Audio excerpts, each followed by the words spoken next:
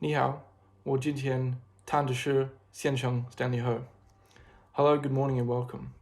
Today I'm here to talk about and present the very influential and powerful rich man of Stanley Ho. This is a part of the Gaming 225 1001 class taught by Mr. Scott Morrow. Stanley Ho is often referred to as a king of gambling and almost the forefather of gambling in Macau. He pretty much ran the Macau economy for decades between the years of 1960 through to 2000. A fun fact about Stanley Ho is that he enjoyed playing tennis and he was an exceptional ballroom dancer, often taking a real big passion towards dancing in Macau and himself with his family. In 2011, he was also the fourth richest man in Hong Kong at estimated worth of $3.1 billion US.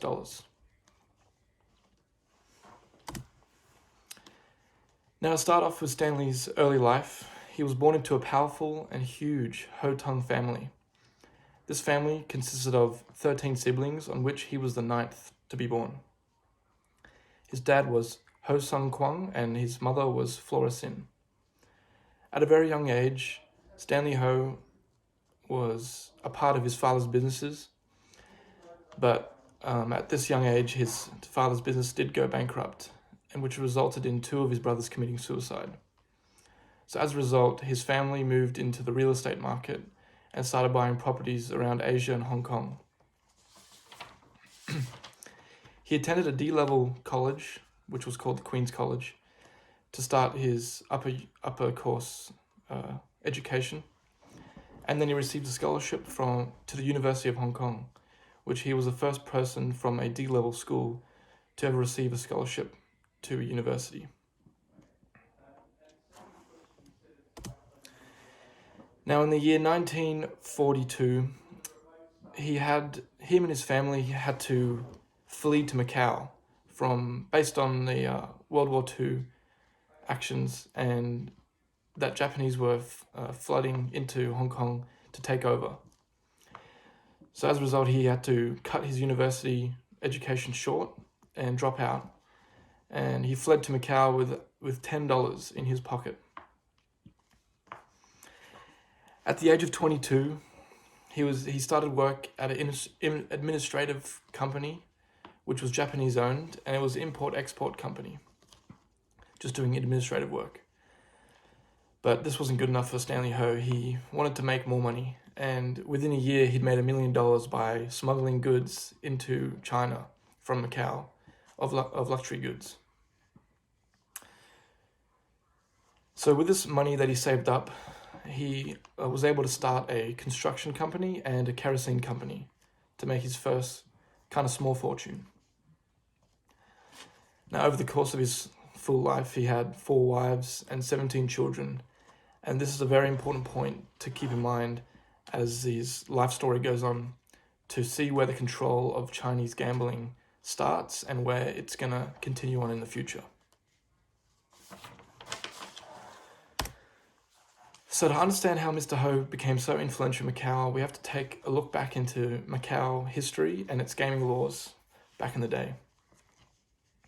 Macau was a colony of the Portuguese Empire, and which after the Ming Dynasty leased Macau to the Portuguese in 1557, and this lease would carry on for 300 years to 1857.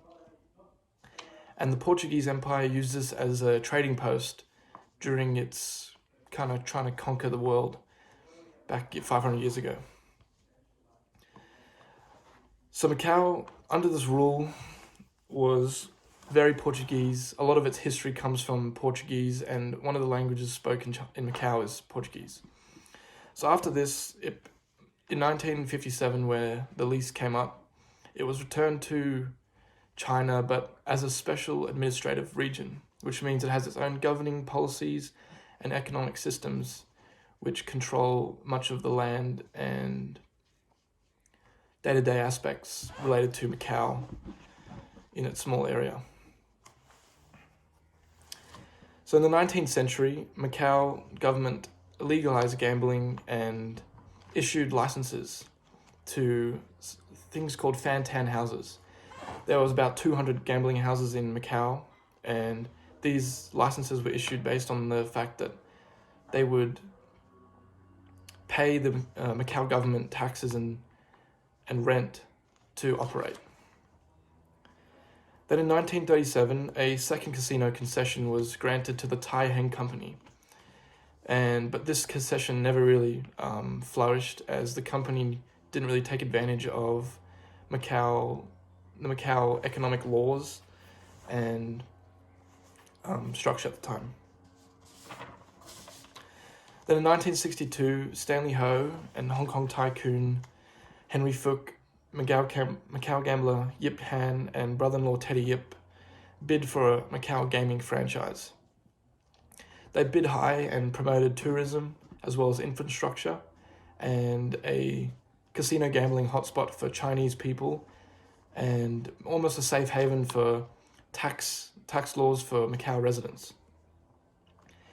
They bid $410,000 and which they got it, and they were to innovate, modernize gaming, and they introduced baccarat to the Macau people in large.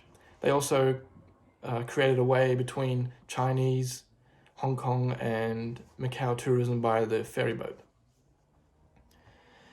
This company that they had the franchise represent was a company called STDM, which is a Society of Tourism of Macau, pretty much in English.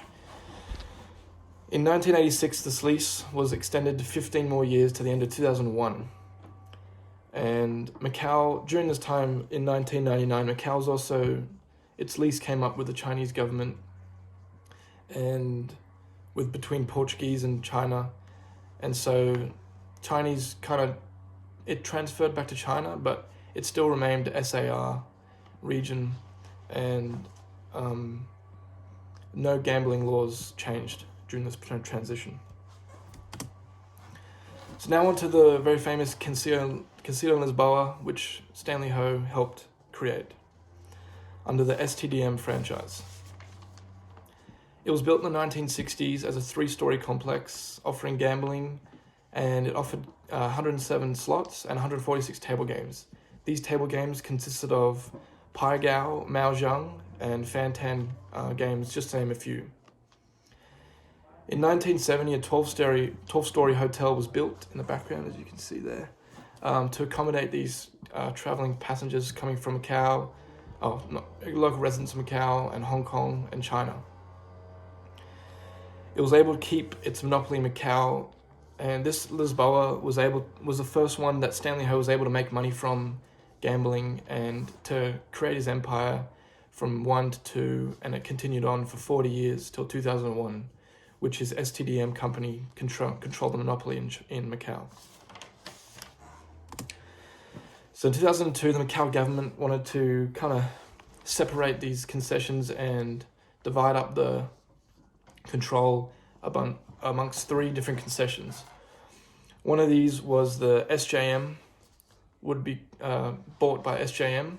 Another one was Wynn, and another one was Sands and Galaxy. Sands and Galaxy had to split their concession between each other, which allowed the Wynn and SJM to have a sub-concession. So this sub-concession was sold, so SJM sold theirs to half of Pansy Ho, which is Stanley Ho's daughter, and half to MGM Mirage. And then Wynn sold theirs to Melco PBL, which was operated by Stanley Ho's son, Lawrence Ho. So even though the Macau government wanted to split up these concessions, they still had Stanley Ho's kind of influence in gaming, even though it didn't really look like it. But he was still around from his daughter and his son and his own company, SJM, which was a 80% owned subsidiary of STDM. So out of the 6 concessions in total, he didn't own, but he influenced about 2.5 of these, which is still around half of the gaming capital and revenue in Macau to this day. Each of these, so the Melco sub-concession was sold of $900 million to Melco, but Stanley Ho only sold his 50% sub-concession to Pansy Ho for $200 million. Just kind of showing a way of how market and how his control of the Macau government from an early start back in the 60s is still prominent today. So Stanley Ho is a rich man, and he owns many other businesses in China, not China, Macau. He's got real estate in China. He owns a Macau newspaper, the international airport, the jockey club, and the turbojet, to name a few, to control tourism, politics if he wants to, and imports if he chooses to. So his Casino Lisboa and his monopoly made about $3 billion in 2001. In 2019, his 2.5 kind of concessions and all their casinos that they run is still makes $15.1 billion revenue in the Macau market, which is still pretty strong to this day, and he's made a massive contribution to the Macau government and to the Macau gaming industry. So right now, today, he's a 98-year-old man, and he funds many lives of the employees of Macau and his own family, and his legacy will continue long into his death from his influence in Macau and its gaming destination of China and the world. Thank you, and thank you for listening. Zaijian.